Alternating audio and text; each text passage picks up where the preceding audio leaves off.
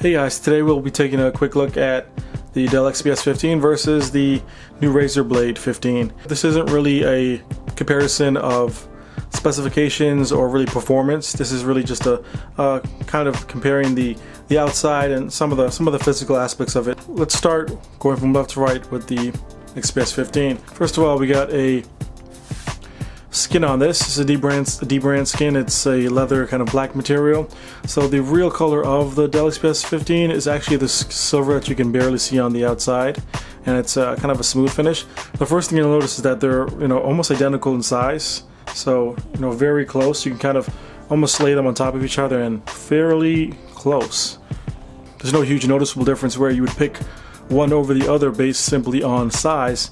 Razer Blade 15 is a little bit more squared, a little bit more angular. The XPS has a couple more curves on it, especially towards the edges. This one is, the Razer Blade 15 is a little bit more boxy and squared. So here's a look at the left side of each laptop. So you can see here on the Dell, you got the power, got a USB-A, HDMI, USB-C, also Thunderbolt, headphone, and microphone jack. On the Razer, you got power, 2 USB-As, and also another audio jack. Both have good assortment of ports. One interesting thing to note is that Razer has this really weird proprietary charger. Other than that, the remaining end of the sides are relatively unmarked. With the XPS, you're getting this kind of almost rubberized, carbon fiber-esque. It's solid, but also it has a nice premium kind of soft feel to it. On the Razer, you're just getting straight up aluminum. I personally prefer the Razer because it's consistently black throughout the whole thing.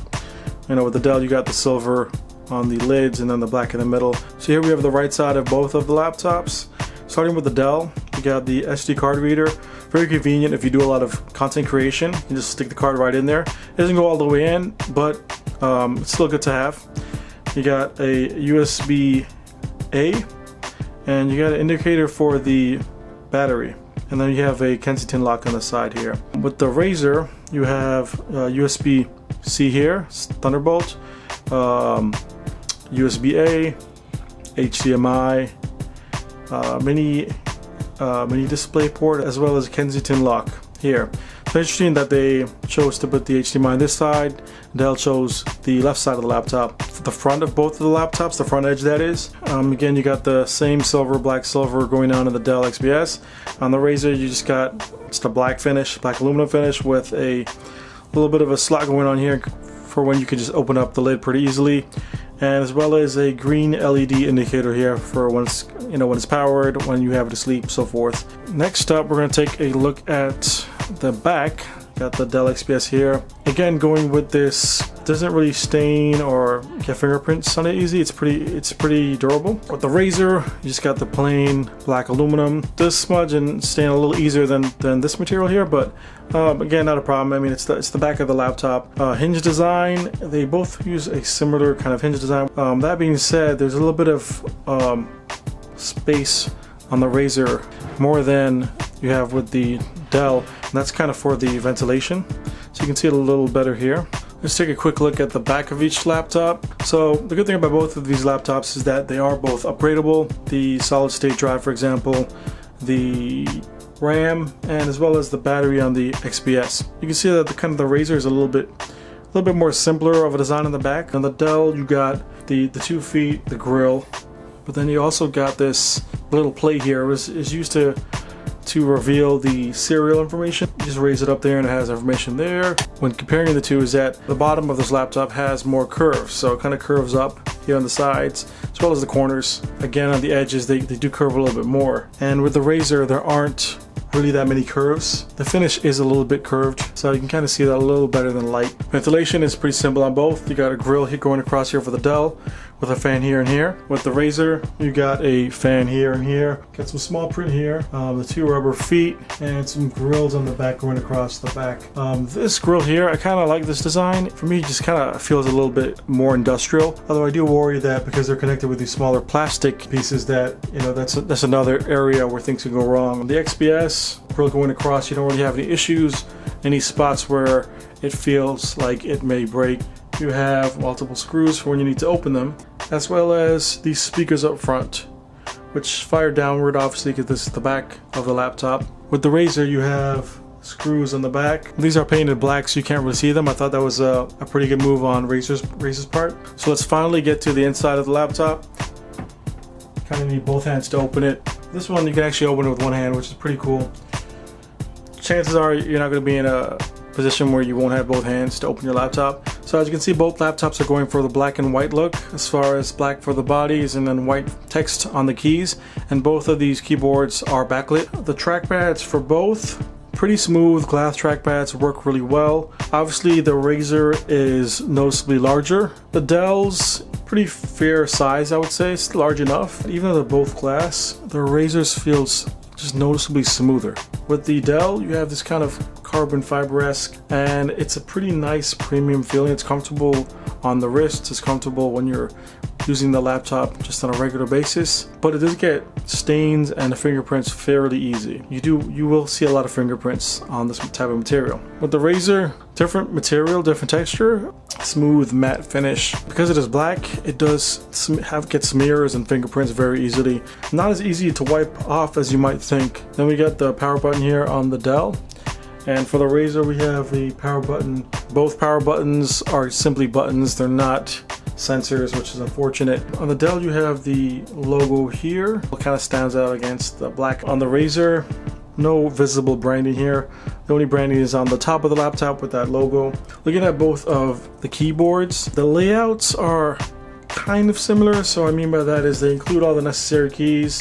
One thing with the XPS is that you got these smaller function keys on the top, and then the arrow keys are a bit smaller. On the Razer, you have a similar layout, but one of the key differences here is you have these up and down arrow keys a little bit shifted to the left. So because of that, the shift key here and the function key here. That's something to keep in mind. I haven't found it to be an issue when I'm typing or anything like that, but it really depends on your typing experience. As far as how tactile the keys are, they're both kind of similar, so not much travel. I think around the same, to be honest. There's no huge differences. For the Dell XPS, I know certain keys are feel a little bit softer, and it's a little bit noisier, I found. They are click trackpads, there's no dedicated buttons. In the XPS, I had no issues using the trackpad, but you don't really notice how shallow the click is until you use another laptop like the Razer Blade 15. When you start comparing them, the Razer Blade's ability to get a deeper click going as well as a larger area is the clear winner if I had to pick one. So let's turn both of these on and take a look at the screen. So turning this on is as simple as pressing it, and you see that there's a little vertical slot almost going on the top. With the Razer Blade, got this little rectangle. Press it, turns on. Okay, so we have both laptops powered on, and they're both running Windows 10, and they both have a matte type finish to them. When you're working outdoors in light, you're not going to get a lot of reflections. There are going to be some, but very minor overall. Same thing with the Razer Blade.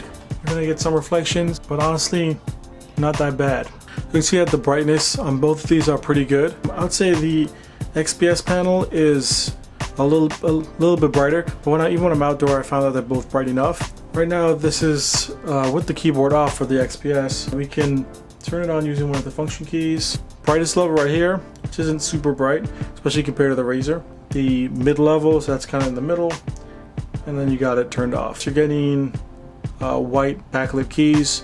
You can't change the colors, and they don't really have any effects to them. With the Razer, keys are obviously brighter than what you'd find in the XPS, noticeably brighter, and it's a gaming type laptop, so you can expect. So that is both of them off, and then that's maxed out for the XPS, and you can max out the Razer, and there it is. Of course, with the Razer, you can change it to just about any color that you want. You can do effects on it, individual keys, and assign certain colors to certain keys you use more often. So that's kind of it for the inside. You got the screen, you got the keyboards, and you got the trackpads, and just the overall finish. On the Razer, of course, you got the speakers on the front. So that's it for the short comparison between these two laptops. Before I close the video, take a quick look at each one individually. So you got the Dell XPS 15 here. At the front of it, got the logo, got the sides, got the back, got the front, got that cover there, grills for the ventilation, 2 feet, screws all around it. Quick look at the Razer, got the front with this, Razer branding going on. You got the side here, got the side here, got the front, grills, some fine print. the 2 feet, as well as ventilation on the back, and screws around the entire laptop. So which laptop is right for you is really going to come down to your budget and what you plan on doing with your laptop. Both of these machines have worked great for me. I would say the Razer is kind of headed towards more gamers, although it's absolutely great for content creation. With the XPS, you can game with it, but I feel like it's not really meant for that. So again, both great machines. If your budget's on the higher end, the Razer might be a great option. It's a little bit more expensive than this particular model of the XPS, but they're both powerhouses, and they both have great build quality, and they both look great, so you can't go wrong with either one in my opinion. So that's it for the comparison. Hopefully you guys enjoyed the video. If you did, consider giving me a thumbs up, or maybe even subscribing if you want to see future videos. So until next time.